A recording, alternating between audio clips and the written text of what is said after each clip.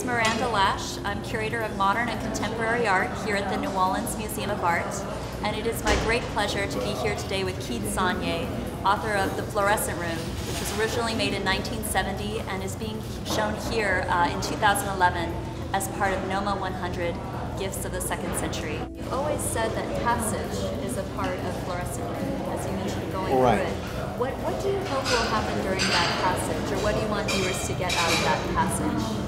Well, I think that when I began to work in light, I began to think about artwork being interactive with an audience, meaning how it affects the audience physically when they look at an artwork. Even the early neon pieces and the neon and glass pieces, or the mirror pieces especially, when you stand in front of the work, you are in the work.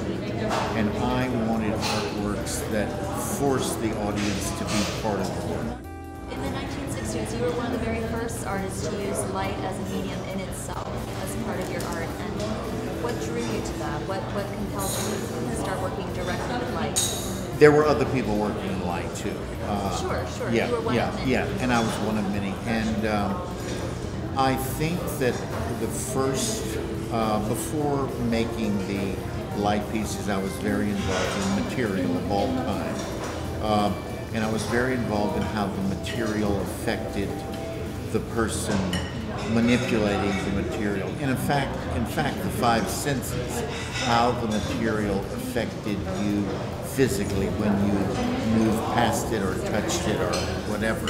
And before I made the series of light pieces, I had made a series of inflated pieces where the work was altered physically by flow of air.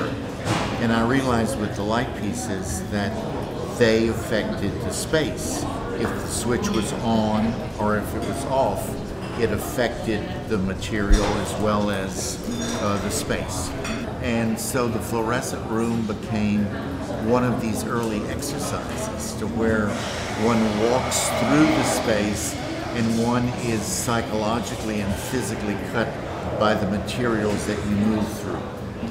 And of course the color, when color becomes that intense and physical, you begin to think of color as a material, as like a phosphor or maybe the surface of the moon or something, where there's a density to color.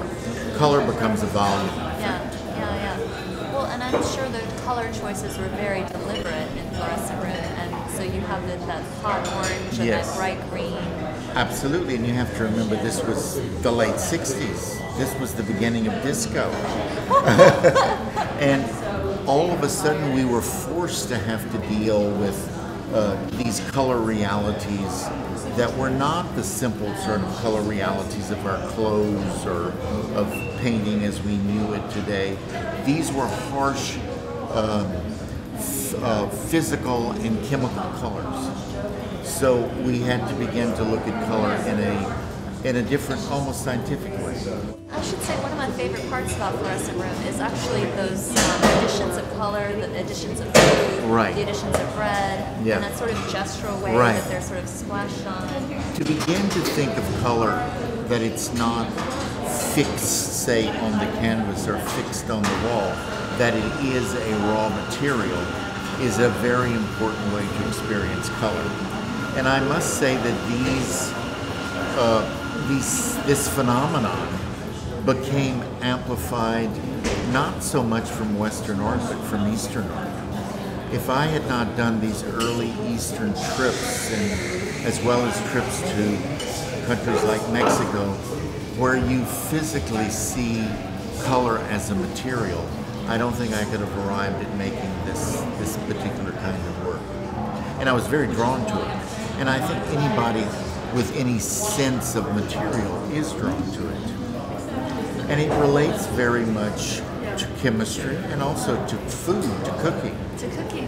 It's very much about the cuisine aspect of the material to conjure up an image. The boiling witch's pot. Oh, wow. Yeah. You know, almost as literal as that.